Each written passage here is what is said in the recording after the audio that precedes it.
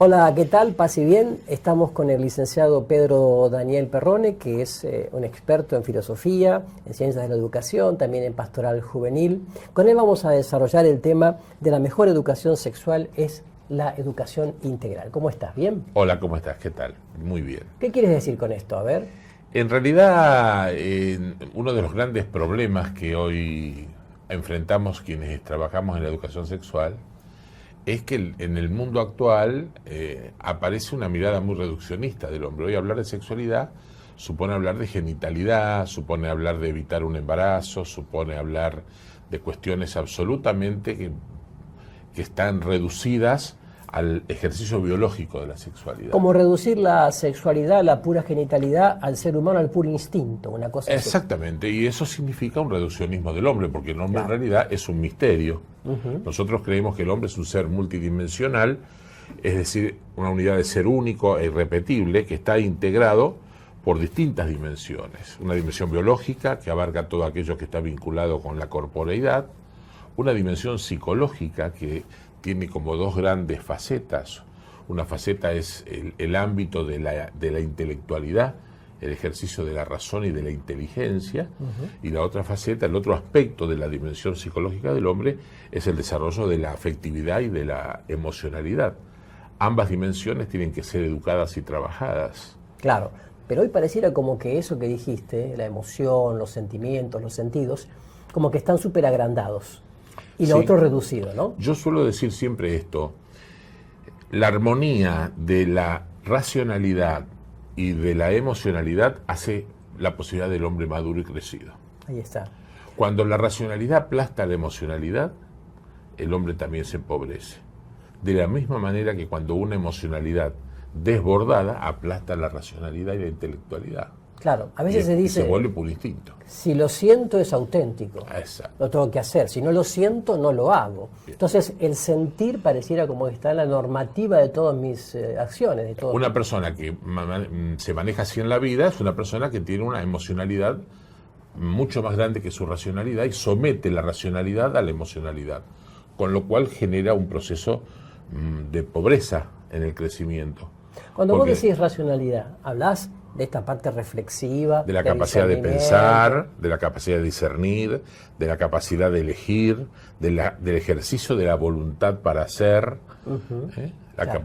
El ámbito del conocer humano es aquella particularidad que nos hace específicamente humanos. Se dice que en el mundo postmodernista la reflexión, lo que vos decís, la racionalidad, el discernimiento, están prácticamente como anulados, ¿no? Que hay poco espacio para ello. Sí. Y hay mucho espacio, sobre todo en los medios de comunicación, en las redes, hay mucho espacio para lo otro, lo que vos sentís, lo que yo siento, lo que siente la sociedad, un poco la pasión en el sentido así como irracional, ¿no? O irreflexivo. Basta con mirar las redes. Claro, exacto. Si vos mirás las redes te encontrás con que hoy estamos viviendo una cultura de la extimidad.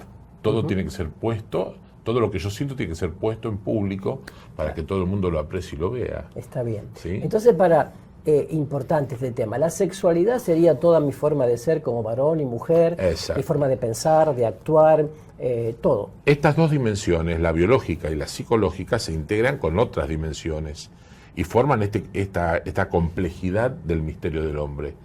Una dimensión social que hace alusión, se refiere a la capacidad innata del hombre de ser con otros. Nosotros no somos solos en el mundo. Claro. Debemos la existencia, nuestra existencia nos es dada, y por ser dada, el otro es quien me sirve de referencia para ser quien soy. ¿No es cierto? Hay una dimensión muy importante, que es la dimensión cultural, que hace que yo descubra que vivo situado con otros. No solo vivo con otros en una situación o en un ámbito que está lejos de los componentes históricos que hacen a la cultura. Hay costumbres que se adquieren, hay valores, hay estilos de vida que también se adquieren con la dimensión cultural. Claro. Y hay una dimensión ética que me hace responsable a mí de mis actos. Yo soy libre para elegir y soy responsable para asumir lo elegido y asumir las consecuencias de esa elección. Claro. Hoy vivimos en un mundo donde en este aspecto pareciera que estamos empobrecidos. La ética muchas veces se identifica con la moral, y cuando se escucha la palabra moral hay como en gran parte de la sociedad un rechazo, porque, a ver, para muchos la moral es la moralina o una cosa rígida, inflexible, impuesta desde afuera. ¿Cómo podríamos...? Yo creo que es bueno hacer esta aclaración, me parece interesante lo que decís. El ámbito de lo moral, que es el constructo de las reglas que sirven para el ejercicio de nuestra libertad, es un aspecto. Sí. Esto pierde sentido y pierde razón si yo no hago la primera tarea, que es la tarea ética, que es la capacidad de cuestionarme porque qué cosa es lo bueno y poder definir en común lo bueno. Hoy vivimos en un mundo donde no se define en común lo bueno. El Papa Francisco lo reclama permanentemente cuando habla de la autorreferencialidad. Claro. Una persona autorreferencial es alguien que se erige en la potestad de decidir qué cosa es lo bueno para él, claro, o para ella. Dejemos de mirar el espejo, diría el Papa. No hay espejo, porque no hay otro. Claro. Entonces hay una cosa importante. Dijiste dos cosas importantes. Primero, la falta de reflexión, o sea, un poco la irracionalidad, tendencia actual. Y lo otro, también esta tendencia al aislamiento, al individualismo, sí, que ciertamente provoca una crisis afectiva, emotiva, sí, en la sensibilidad, y que provoca también estas compulsividades genitales o de la genitalidad. Sí. Claro. Es importante eso que decís, Rubén.